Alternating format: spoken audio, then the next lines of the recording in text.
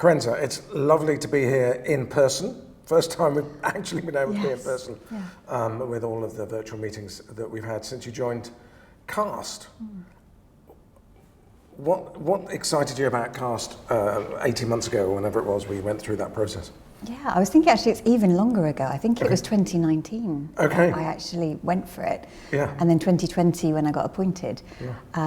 But yeah, I think it was just, first of all, it's because what Annika and Dan created, so Annika Small and Dan Such, created something I think was absolutely needed by the social sector and didn't exist before. And it was completely innovative and amazing. And I watched what they were doing and I saw how they were really enabling the social sector across charities and civic organisations. I thought it looked amazing. And so when I got the opportunity to actually be part of it, it was entirely irresistible. I just couldn't not help myself putting my hat into the ring. And so obviously I'm really, really thrilled to have been able to join as a trustee.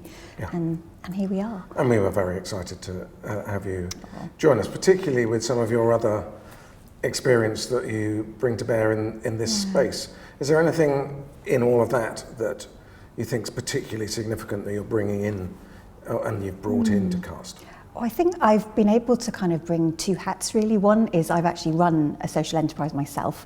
So I ran a community interest company when I was based at the Royal Household.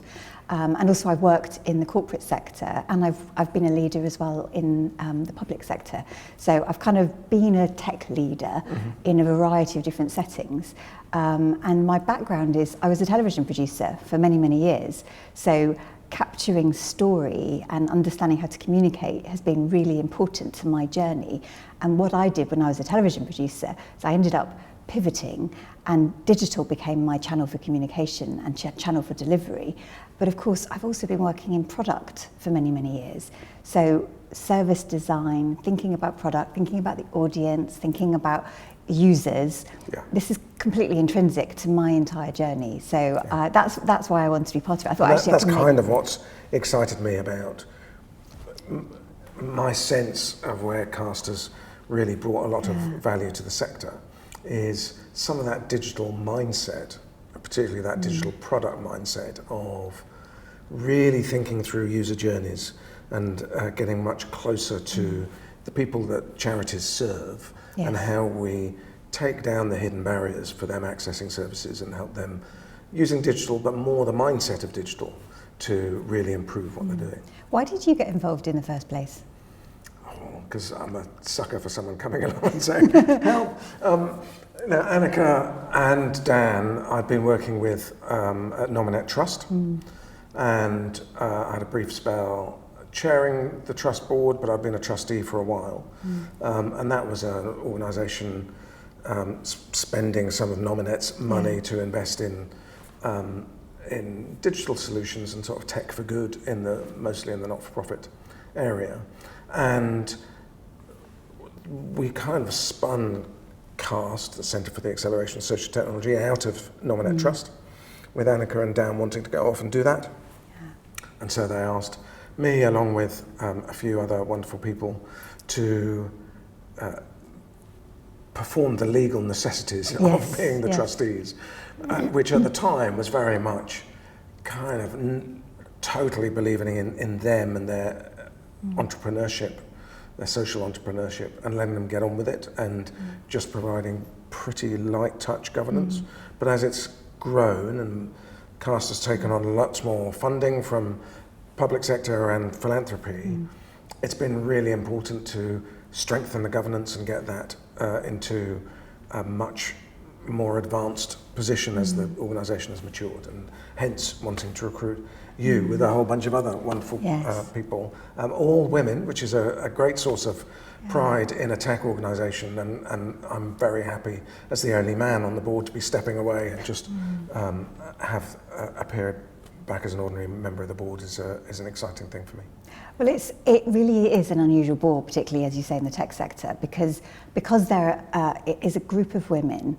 I don't think you deliberately set out to just get women, but that's how it ended up being the case. You know, that it's a range of talents from a range of sectors, and everybody's bringing something incredibly special. So I'm really excited about getting the chance to work with them in a slightly different capacity, because I've watched everybody kind of grow in confidence as well in terms of what the role they play, bringing their expertise to bear to help CAST and to help Catalyst. And we've got some really big decisions to make, haven't we, in the next few months?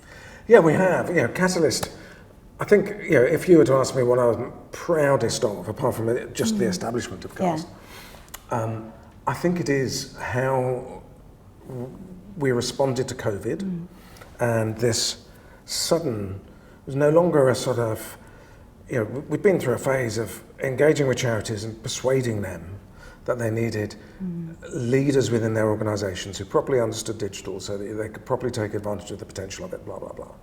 Suddenly COVID comes along and it's a necessity for the sector, and funders, government, the lottery, Joseph Rantry, whatever, lots of people coming forward saying, please, we will fund you if you can improve the capacity of these organisations and bring them together as a community, as a network.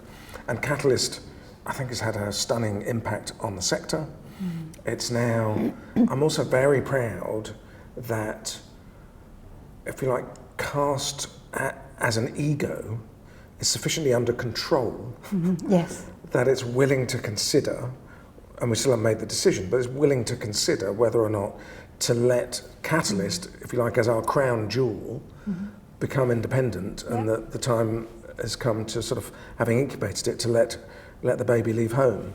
And just having the maturity to be able to have that discussion and strategically work it out is a wonderful thing.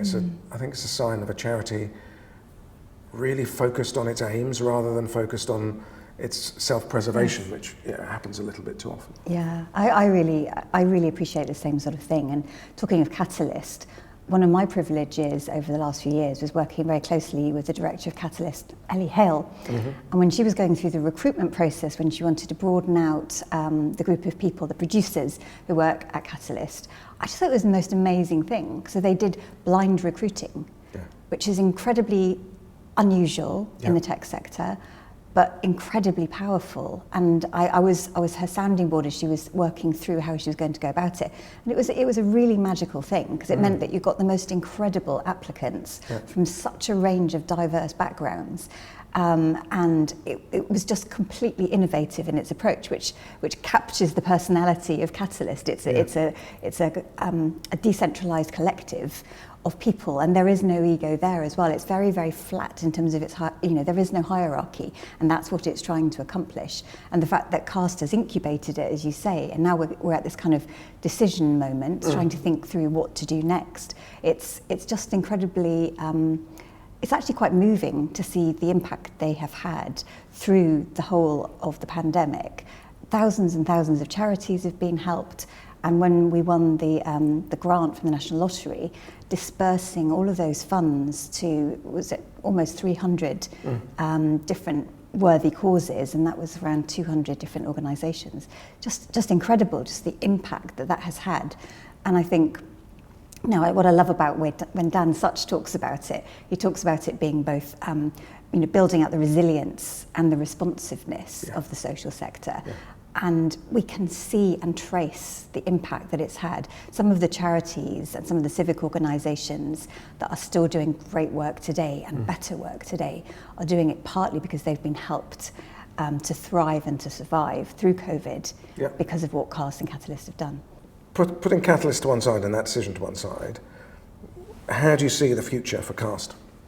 I think what's really important is that we focus on looking at the missions that we currently have, making sure that they're the right missions, making sure that we are serving the sector as effectively and as cost effectively as possible, and just making sure that we are as responsive and resilient as we are asking others to be and we're helping others to be.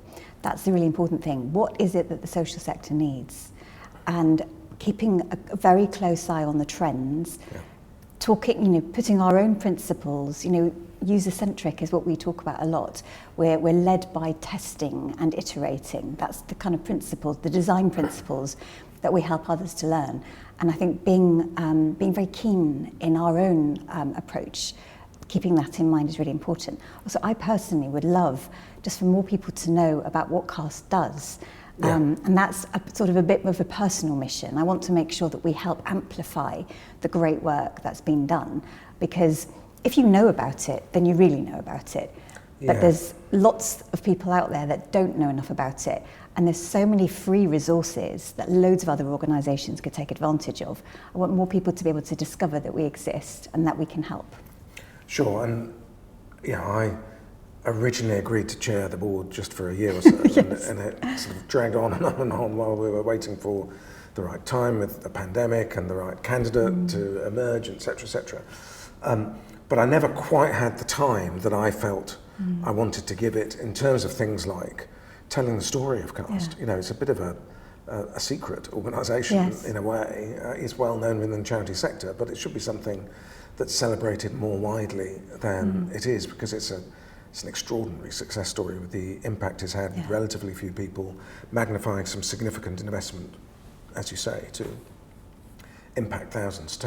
So that potential for better advocacy, and I'm still be on the board, so you'll have my help, as with the rest of the team.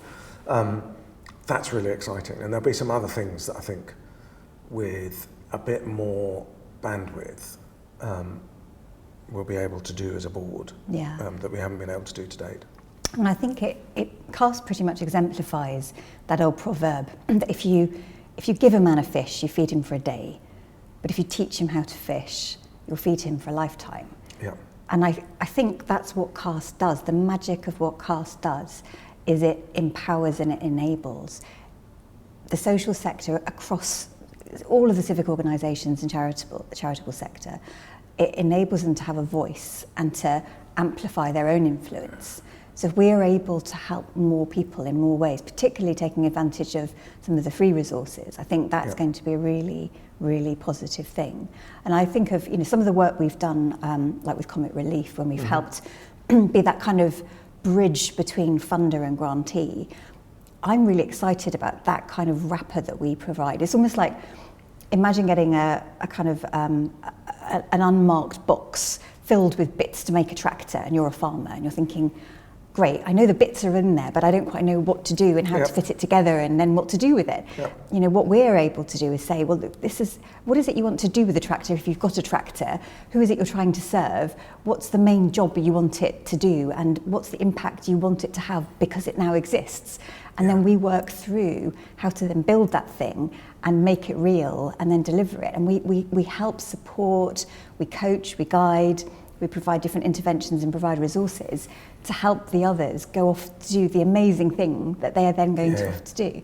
I mean, I think a lot of people think it must be really easy to just grant money out, give away money. It's really hard. But one of the things I think have become really good at is doing that well, as in the way that you described.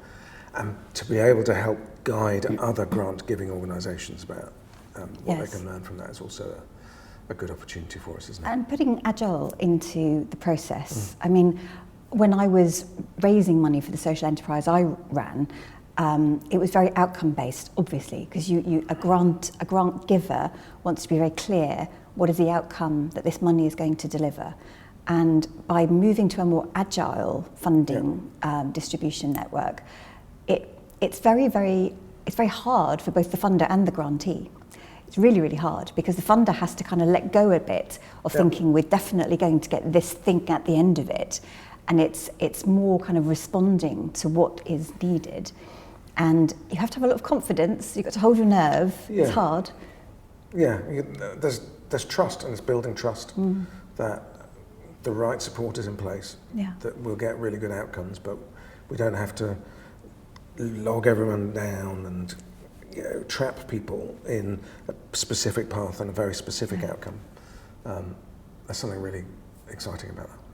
When you look back in the time, you've watched the whole journey from 2015 to today. I mean, it's quite a substantial period of time. What do you think has kind of changed in terms of what the sector needs and how we can help?